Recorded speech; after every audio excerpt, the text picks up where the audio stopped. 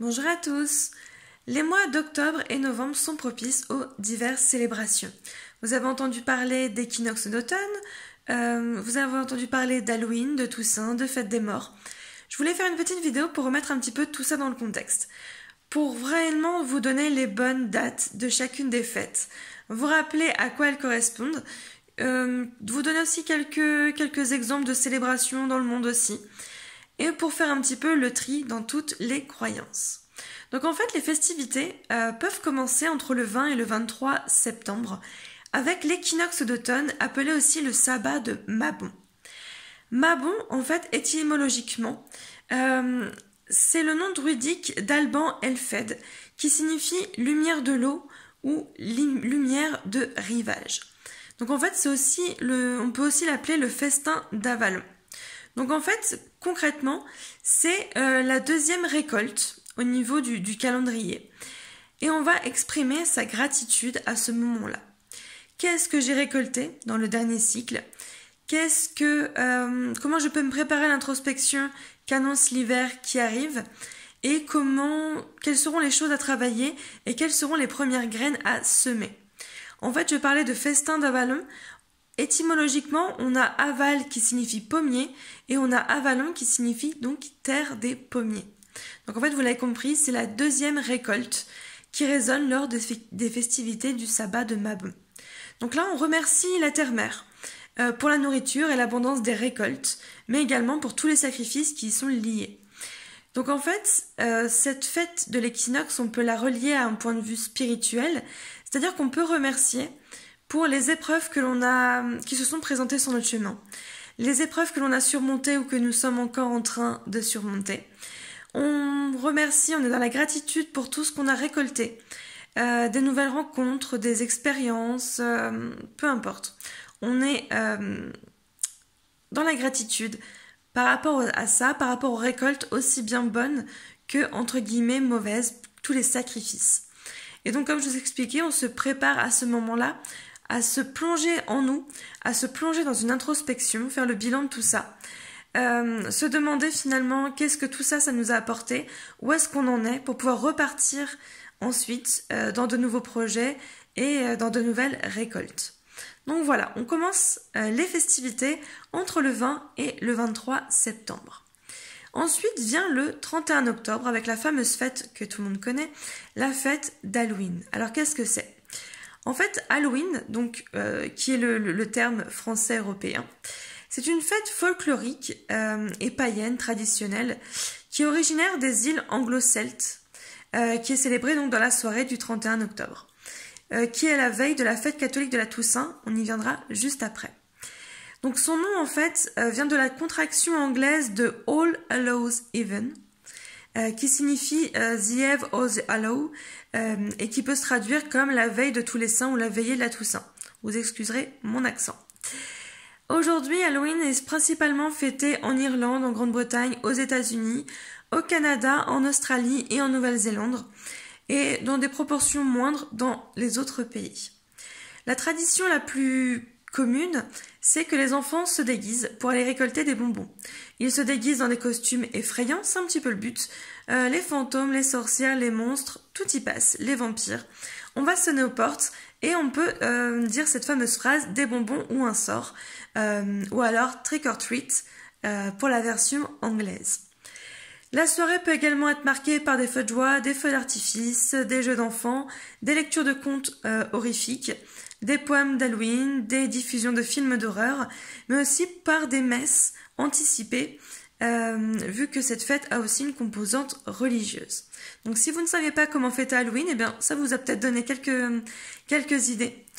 En dépit de son origine chrétienne et anglaise, qui sont présentes dans Halloween, en fait on peut associer ça comme un héritage de Samhain. Samhain qui célèbre le début de l'automne, et qui est en fait le nouvel an celte. Alors je vais vous en parler un petit peu plus. Samhain, en fait, c'est la première des grandes fêtes religieuses de l'année celte. Et ça se fête aux environs du 1er novembre. Pour ma part, cette année, je vais la fêter, donc bon là, ça sera le 30 octobre, mais généralement, voilà, on attend le 31 ou le 31 au soir pour fêter cette fête. Donc en fait, ça marque la période sombre, le début de la période sombre, qui correspond donc à l'automne et à l'hiver, qui sont des saisons où on va récolter les choses, où on va être en introspection, où on va être en nous, donc sous-entendu dans le côté sombre, qui fait opposition aux saisons claires, donc le printemps et l'été, qui arriveront juste après. Donc tout ça, c'est l'héritage donc celte et des Gaëls. Pour eux, donc il y a vraiment 2 saisons fondamentales. Nous on en compte 4, mais voilà, on va compter automne-hiver pour ce côté du coup sombre. Ce côté sombre, en fait, on va le fêter. On va le fêter comme une période de transition, et c'est le passage d'une année à l'autre. C'est en fait, on n'est ni dans la période sombre, ni dans la période claire. On va dire que le jour de Samhain, c'est une date entre les temps. C'est une date où on n'est ni d'un côté ni de l'autre, et qui permet justement l'ouverture vers l'autre monde, celui des dieux et des mânes. Donc en fait, comme je vous l'ai dit, c'est ni plus ni moins que le Nouvel An celtique. Et donc en fait, ça va être la grande mère qui va se reposer sous la neige. C'est leur vision à eux. Et donc le jour va commencer pendant la nuit et non à l'aube, et c'est pour ça que généralement on fête Samhain au coucher du soleil. Donc en fait, c'est un jour qui termine une saison. C'est la veille aussi d'une autre saison qui n'appartient à aucun des 2 cycles, c'est ce que je vous expliquais. Donc en fait, il n'y a pas de passé à ce moment-là. Il n'y a pas de présent, il n'y a pas de futur. C'est un temps hors du temps où on peut passer d'un monde à l'autre. Et ce passage permet du coup aux défunts de passer dans notre monde. Ça permet aussi aux lutins, aux fées, aux autres petits êtres comme ça de venir. C'est, on va dire, un voile très très fin qui se fait entre les mondes et qui permet une communication entre tous les plans et qui peut être du coup très sympathique. Je vous invite, pour ceux qui s'y intéressent, à peut-être faire un rituel pour Samhain, pour ceux à qui ça parle. Comme je vous l'ai dit, pour ma part, donc du coup cette année je vais le célébrer. Je vais faire tout un rituel avec des amis d'un point de vue, on va dire, sorcellerie. On va faire des cercles de protection avec des clés draconiques. On va être dans la gratitude. On va aussi noter des choses dont on ne veut plus, sur lesquelles on a travaillé, qui ne nous correspondent plus aussi, et qu'on va brûler dans un feu. En fait, ce soir-là, on va invoquer l'esprit du feu, qui nous accompagnera pendant tout le temps du rituel et pendant toute la soirée. Et cet esprit du feu va nous purifier des choses dont on ne veut plus, va nous apporter aussi une force dont on a besoin pour la suite.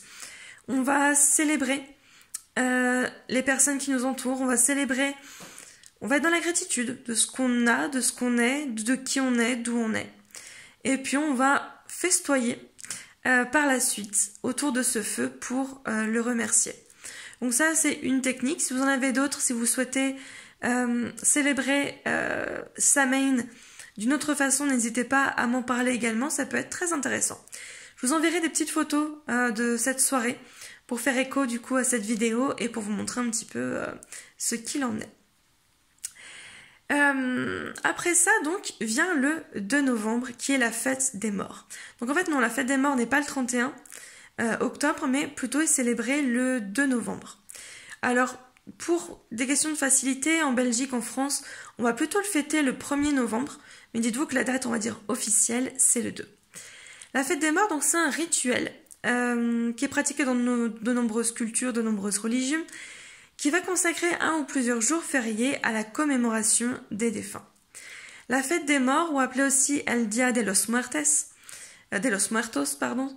est une fête nationale qui existe et qui subsiste depuis plus de 3000 ans. El Dia de Muertos, c'est surtout au Mexique. D'ailleurs, je vous conseille un film d'animation Coco sur le sujet, qui est juste formidable et qui parle du coup de cette fête des morts et d'un petit garçon qui célèbre des membres de sa famille disparue, qui va se reconnecter à certains membres et à la musique. Et surtout, vous allez voir aussi l'envers du décor, c'est-à-dire les défunts qui n'ont plus de famille ou qui ne sont plus célébrés et qui vont se désagréger. C'est un film d'animation qui est magnifique, que je vous conseille vivement sur le sujet si ça vous intéresse. Et pendant cette période, donc, le culte des morts va être mystifié, mais dans l'allégresse. voilà, je parlais de gratitude tout à l'heure dans les fêtes. Je parlais d'Halloween où on va célébrer, on va chercher des bonbons, etc. Eh bien, la fête des morts, faites-en vraiment une fête. Soyez dans la joie. On est dans la commémoration, dans la gratitude de ce qu'ils nous ont apporté. On les remercie. Imaginez en fait que ces défunts, avec ce voile très fin, viennent nous rejoindre à ce moment-là et viennent faire la fête avec vous. Soyez dans la joie, dans la reconnaissance, dans le partage. Ça reste une tradition chrétienne catholique pour faire le petit point au niveau religieux. En fait, pour l'Église catholique romaine, le 2 novembre va correspondre à la commémoration des fidèles défunts et va célébrer les morts par des messes, en particulier pour les défunts de l'année écoulée. La messe a une valeur de purification à ce moment-là. Elle est censée purifier les péchés et atteindre une vision béatifique. Donc ça, c'est pour le côté religieux. Personnellement, voilà, je vous en parle pour le côté historique. Est-ce que j'adhère ou pas? On va dire, j'ai mes propres croyances sur le sujet. J'ai beaucoup de mal avec la version de péché. Après, voilà, c'est chacun ses croyances. Pour moi, il n'y a pas de péché, il n'y a que des expériences, mais je voulais vous donner quand même la signification religieuse. Cette fête a une origine monastique. En fait, elle a été célébrée pour la première fois à l'abbaye de Cluny, sous l'abbatiat d'Odilon, de 994 à 1049. Et ce jour est traditionnellement consacré donc à une visite familiale au cimetière et à l'entretien des tombes. Donc ça, vous vous y reconnaissez un petit peu plus. En Belgique, en France et au Luxembourg, le jour, c'est vraiment le 2 novembre dans les faits. Mais c'est pas un jour férié alors que le 1er novembre est un jour férié. Donc de ce fait, d'une question pratique, on va s'occuper des tombes des défunts, on va aller se rendre au cimetière avec des chrysanthèmes le jour du 1er novembre. C'est pour ça qu'on confond en fait la Toussaint avec la commémoration des fidèles défunts. La Toussaint, donc le premier, où effectivement on a tendance à aller sur les tombes, mais vraiment la commémoration, c'est vraiment le 2 novembre. Donc comme je vous ai dit, c'est courant de fleurir les tombes avec un pot de chrysanthème acheté ce jour-là. Je vais vous donner des petits exemples de ce qui se passe ailleurs dans le monde. En Chine, par exemple, c'est la fête de Qingming, qui va être au début du mois d'avril pour eux. Et ça va être essentiellement consacré à la visite et au nettoyage des tombes familiales et celles des familles des familles. La fête des fantômes, pour eux, c'est le 15e jour du 7e mois lunaire. Et c'est consacré aux esprits orphelins et aux fantômes sauvages, auxquels sont offerts des repas réconfortants et des cérémonies pour leur délivrance.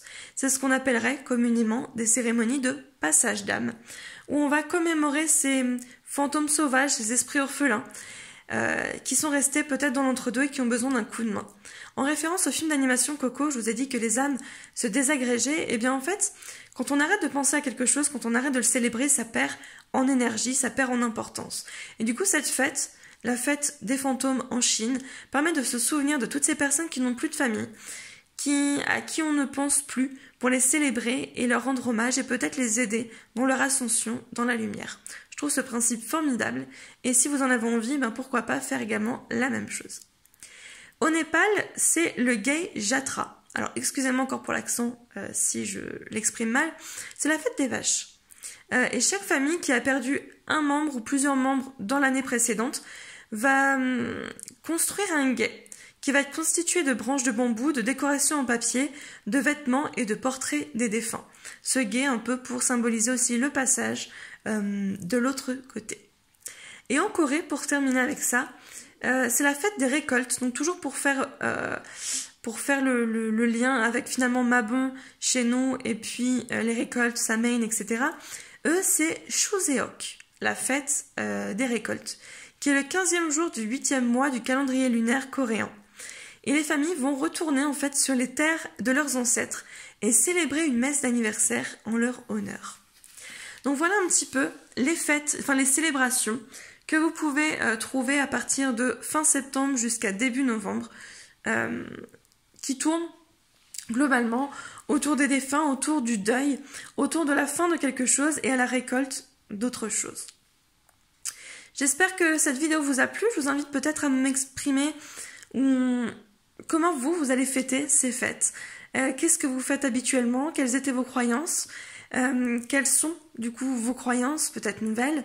Comment vous fêtez les choses? Peut-être des photos de vos rituels, des photos de vos moments, de vos célébrations, pour qu'on puisse être dans cet esprit de partage, de gratitude, de commémoration, peut-être tous ensemble. Je proposerai, je pense, le 1er ou le 2 novembre, je pense, une prière en commémoration à nos défunts, à toutes les âmes qui nous ont quittés, qu'elles soient animales, qu'elles soient humaines. Et je ferai du coup cette petite commémoration et aussi pour toutes les âmes orphelines, parce que j'ai envie aussi d'aider, c'est mon côté passeuse d'âme. Je ferai, je pense, une commémoration et je vous en parlerai du coup un petit peu plus tard. Peut-être qu'on la fera ensemble en vidéo, peut-être que je la ferai sous forme d'événement. Je vais voir, je vous réserve cette petite surprise. Je vous laisse sur ce message. Je vous laisse sur tout ça. J'ai envie de vous dire bonne célébration. N'hésitez pas. La joie, l'allégresse, la commémoration, la gratitude, on y est. Donc on y va. Avant d'entamer cette période sombre, cette période d'introspection qui est complètement nécessaire pour des saisons beaucoup plus claires. Voilà, j'espère que ça vous a plu, j'espère que vous avez peut-être appris aussi de nouvelles choses. Sur ce, je vous souhaite une très très belle fin de semaine et je vous dis à très très vite pour la suite. À bientôt!